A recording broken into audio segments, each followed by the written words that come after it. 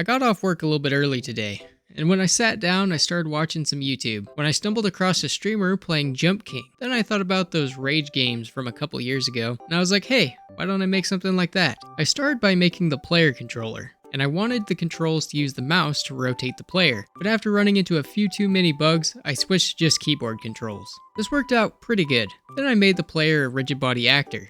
This made a beautifully terrible character controller, but it didn't feel too unfair while playing. Awesome. Now I just need to make some assets. Okay, at first I was going to make a little dude, but it didn't quite fit well with my other ideas.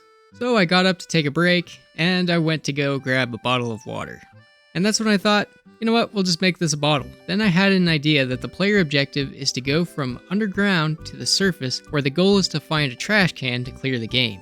With that in mind, I started making the level. In Blender, I modeled some terrain pieces, then made them snap together. It's not perfect, but with the time I gave myself, it was good enough. Then in Photoshop, I made a stone and grass tile.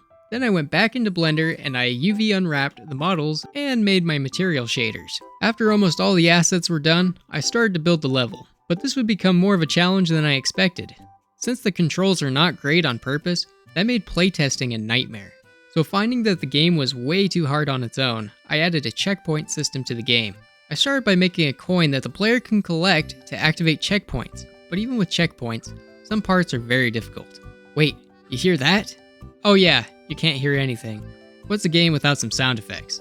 I thought about going online and just finding some free sounds, but I decided to make my own just because, why not? For the menu, I just made a popping sound with my mouth. Then in Adobe Audition, I added some effects to round it out. For the checkpoint, I found some loose change laying around, and I just shook it. Then I took some nails and hit them together. The music was an old song that my dad made back in his game dev days. I just cut it down and made it loop. The last bit was just to add a bit of polish to the game. I made some menus to navigate the game and added some options for future updates. Then I exported the game. If you're interested in playing the game, it's available for free on my itch page. Link in the description. My current time is 77 minutes. I'd be interested to see if anybody can beat it faster than that.